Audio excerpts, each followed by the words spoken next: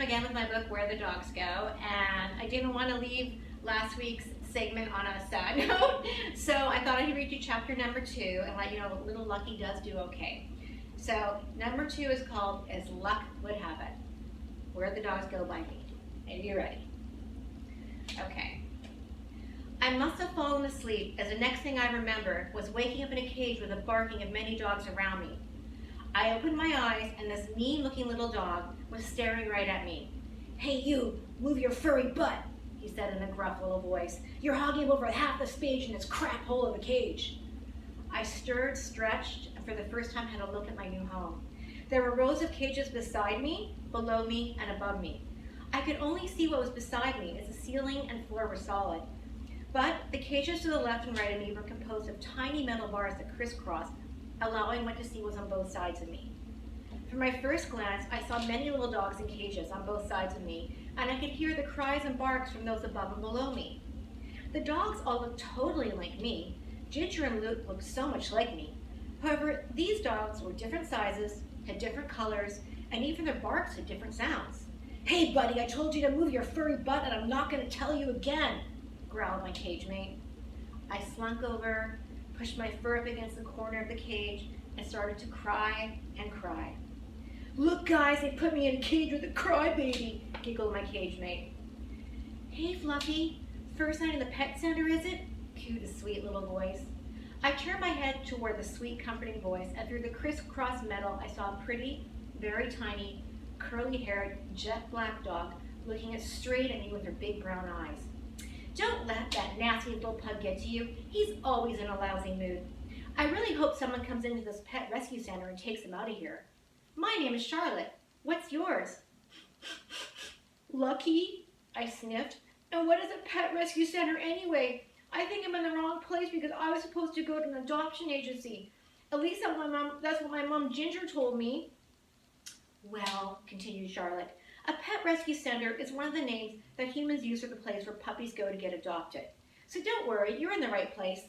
I've been here for 5 nights and I pretty much know how things go around here. Hey Walter, stop being such a grumpy little pug and come over here and properly meet Lucky," implored Charlotte. Walter came over, muffled a somewhat audible hello, and then smugly strolled back to his side of the cage. "So Charlotte, how do things go around here?" I asked, choking back the tears. "Ah, nothing too complicated. You sleep, you eat, you go on walks. But when a human comes around, try to look your cutest and run around so they think you're happy and healthy. And if you get a chance, look into their eyes and try to get someone to fall in love with you." I remember what Ginger had told me, and it pretty much echoed what Charlotte was telling me now. And I knew if anyone could look cute, that it was going to be me. After all, I was aware of how I looked to the world from my frequent trips to the mirror back in my home with Ginger and Luke. So I knew when it came to the cute category that I was a shoo-in. The day passed quite quickly, and many humans came around and remarked how cute all of us puppies were. And, as I was now twice told, I smiled, ran around, and tried my best to get their attention. Walter and Charlotte even got picked out of the cage on different occasions by different humans and got to play and cuddle. I could not figure out why no one was taking me out of the cage. As the day wandered to a close, Walter looked at me and said in the loudest, gruffest voice that a puppy his size could muster, "Hey, Lucky, it looks like you didn't get lucky today, huh, buddy? Say, maybe you'd have better luck if you keep that pink tongue of yours inside of your mouth instead of letting it hang out like a mud flap on a semi-truck." I really wasn't sure what he meant, as my tongue had always hung out. In fact, I had a hard time keeping it in. "Oh, Walter, leave poor little Lucky alone. It's been a hard enough day for him as it is. He can't help it if he's deformed," scolded Charlotte. Deformed? The word rang in my ears.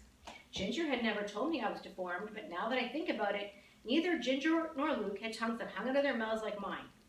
I guessed I was deformed, or at least I had a deformed tongue, and since I had not met or seen with my own 2 eyes any other dog with the same horrible deformation that I had going on, I figured that my chances of finding a human to love me was maybe going to be a little trickier than I thought. The next morning, I woke up with a plan to disguise my ever-so adoption-stopping deformity of a tongue. I decided to curl it up and bite it between my teeth so that it would be hidden for no one to see. So for the next few days, I bit down on my tongue whenever some prospective human would stop by.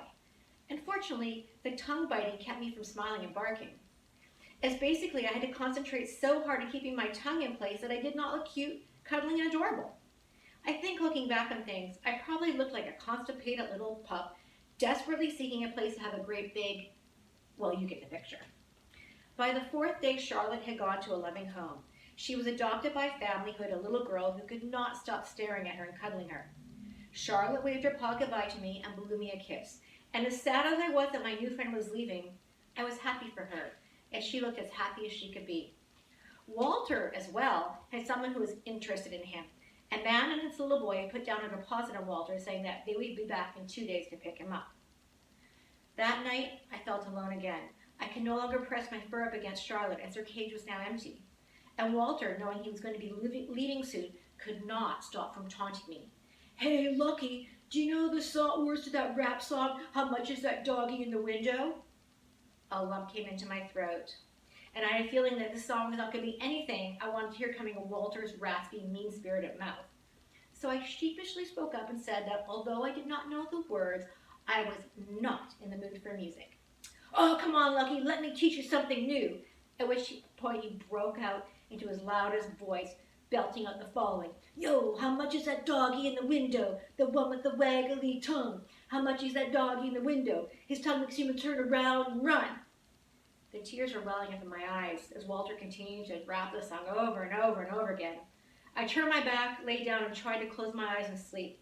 I could not wait until the man and his little boy came back and put down the rest of the money to buy Walter. I tried to think of Ginger and Luke and imagine how it was to be cuddled with the two of them, and started to envision a life for myself, living as royalty, the way it should be, the way the universe intended it to be, and dreamt myself into a lovely sleep. Day 5. I'd been here for 4 sleeps and was now starting day 5 of another day in which I was positive would end in disappointment. I was certain that things would continue to get worse as they had each day. I did not pay much attention to the comings and goings that day. Instead, I was caught up in my own thoughts and doing my best to ignore Walter when, out of the corner of my eyes, I saw her. A young woman with long blonde hair, big blue eyes, and a warm smile. She was looking at all the puppies and was holding the hand of a handsome brown-haired man. "Oh, John," she said to the man, "all these little puppies are so cute, I can't imagine how I could pick just one. I would like to take them all home with me." She stopped at every cage and talked to all of the dogs. She smiled and cracked her fingers on the glass of the cages in a very playful and loving way. When she got to our cage, she looked at Walter and said out loud, "My, this puppy sure has, well, almost a grumpy look on his little face."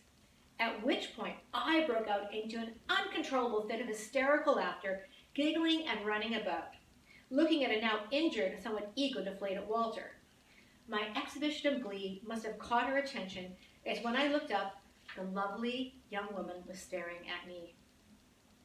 And then, all of a sudden, everything Ginger had told me came true. Our eyes locked and my heart filled with a happiness it had never known before. I smiled at her, hoping that she was going to be my human, my very own human mama. Then the most incredible words came out of her mouth, words that no dog could ever forget, as they were so delicious and lovely that my mind has them permanently etched forever and a day. "Oh, look how cute this little puppy is. He's smiling at me. I feel as if his eyes are looking right into his heart. And that tongue. Look at how his cute little pink tongue hangs out. I must pick him up." At first I thought I heard her wrong. Did she say cute little pink tongue? In my glee at hearing the grumpy puppy Walter comment, I had completely forgotten to hold in my tongue. I looked over at Walter, who was now not only shocked from being referred to as a grumpy-looking dog, but had to deal with the fact that someone actually thought my deformity was cute. Then the most amazing thing happened. The beautiful girl summoned one of the caregivers that worked every day in the pet center to please come and open up the cage, and she wanted to see me. My heart started to beat so fast I could hardly wait to be held and cuddled. I was almost too afraid to hope that this lovely woman would want me to be her very own baby dog. As soon as she reached her hands out to pick me up, I felt a comfort that I never felt before from any human. Her warm smile, her smell, and the gentle way she held me made me realize that Ginger was right. "Oh, John," she said to the man, "this little puppy has the cutest face I've ever seen. When he looks up at me, it's as if his eyes are staring right at me. I already feel like I already know that he is a sweet little soul. What kind of a dog is he anyway?" The caregiver told her I was a Lhasa Apso, a purebred, he pointed out. I wanted to scream out to him to tell her about the fact that I was sacred royalty and hopefully sweeten the pot a little, so to speak. But before I could make a fuss, the beautiful girl pulled me in close and I felt the beating of her warm heart. The feeling was so magical that I was instantly silenced with a sense of peace and safety. She soon set me down and I ran in circles around her, jumping up on her legs, smiling with glee the entire time. And that was all it took. This is a puppy for me. I'm taking him home with me. John, you like him too, don't you? She implored. John looked at her and said, My love, this is your birthday gift. I want you to be happy. I will adore whichever pup you choose. Besides, you're going to be the one picking up that dog's poop, so you better be very much in like with the one you pick. For the next hour, I sat in her arms as we strolled through the pet center, picking up things for me, a leash, a collar, a food bowls, and the best thing of all was this cozy leopard print dog bed for me to lounge on. When we came to the toy section, there were so many. My new human squeezed them all, looking for hints of excitement for me, so she knew which ones to pick. I could not believe all the toys and treats I was getting. As we were about to leave, I turned my head around to take one long last look at the cage, which had been my temporary home, and noticed that Walter was standing up, his front paws pressed firmly on the glass of the cage, with a look of shock on his squishy-looking face. I smiled a goodbye smile at him, let my tongue hang out low as it possibly could hang, and realized that my life was changing. I felt happy and ready to start this new chapter of my life. And as we left the pet rescue center with me cuddled in her arms, my beautiful human looked down at me, and I looked up at her, and that is when our love affair truly began. End of chapter 2. And chapter 3 is called Loving Love. So, so little Lucky did okay. And he's gone to a loving home, and now we're going to see what happens next. As you know, this is a book of fiction, a work of fiction, but a lot of it I took from my real life with my dog Cannoli. So there's moments in here that touched my heart in different ways, and probably with other people. But with everything going on in our world right now, we need love. And if you've ever been lucky enough to know the love of a dog or an animal, the joy of learning from them and what they teach you about yourself and how you learn to see the world through their eyes is such an amazing journey. I encourage you all to try it if you haven't. And if you like my story, it's available on Amazon. You have to put in my name, Janelle Martin. It won't pull up my download right now for some reason, but and it's actually selling for less money than it cost me to buy it right now. So hey, you can profit from this COVID thingamabobber we're going through. Anyway, stay healthy, stay safe, knock on wood, be kind, and hey, spread a little bit of love. That's what we need right now. Kisses, and yes, I am woofing crazy. Oh, lemon water.